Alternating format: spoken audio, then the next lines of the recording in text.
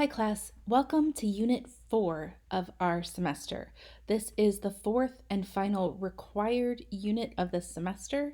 If you're working towards an A in the class, you'll need to complete Unit 5, but if you're working toward either a B or a C level grade, this is the final unit you have to complete in order to pass the class. This unit is based on argument, and in this short video, I will go over what you can expect from the unit, some final essay requirements that are based on the course objectives.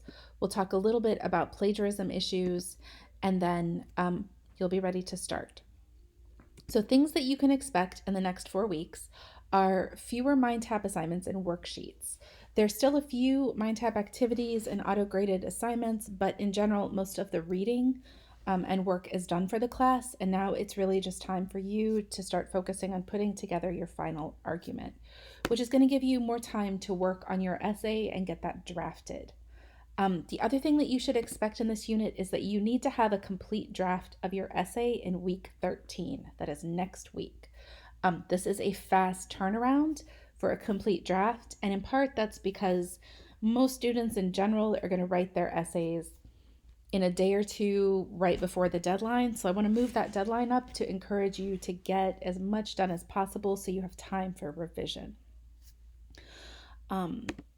So let us go back, and I just want to take a minute and review the course objectives, because this is kind of our capstone unit. This is the unit in which our unit project helps you demonstrate that you have mastered all of the course objectives.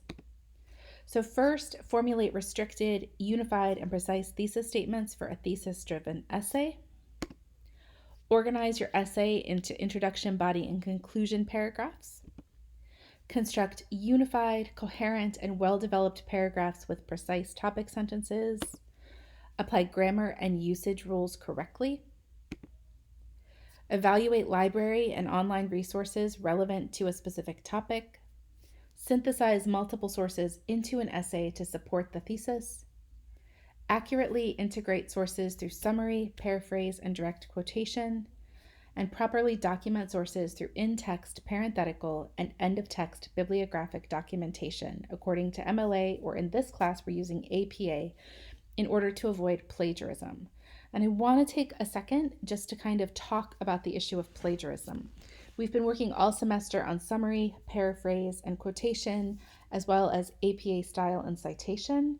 By now, we all know that you need to cite any text or source that you use, both in the text of your writing and in the reference page, that you need to put quotation marks around any direct quote of 3 words or more within your own writing. And so for this particular assignment, any instances of plagiarism that are detected, especially really blatant plagiarism, will result in a 0, no credit for the assignment. And if you receive no credit because of plagiarism, you will not have an opportunity to revise. This is basically kind of the final exam of the course. If for some reason, in terms of, source use or paragraphing or one of the other specifications, the final project does not receive full credit, you will have a chance to revise, but plagiarism for this particular project is an automatic go straight to the end card.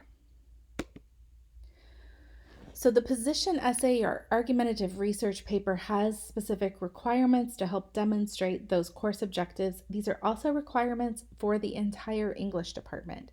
So your essay must be 6 or more pages.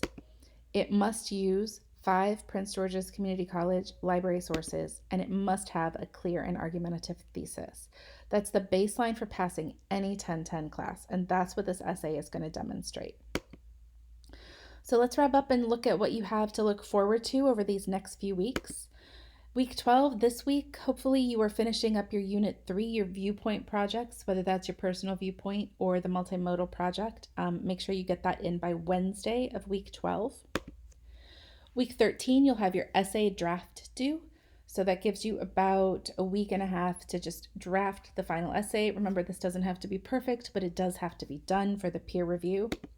Week 14 is going to be spent doing that peer review where you'll be reading and reflecting on your classmates' papers. This should give you a really clear sense of what you should be looking for in your own paper, but also some ideas maybe for how your classmates have addressed this assignment.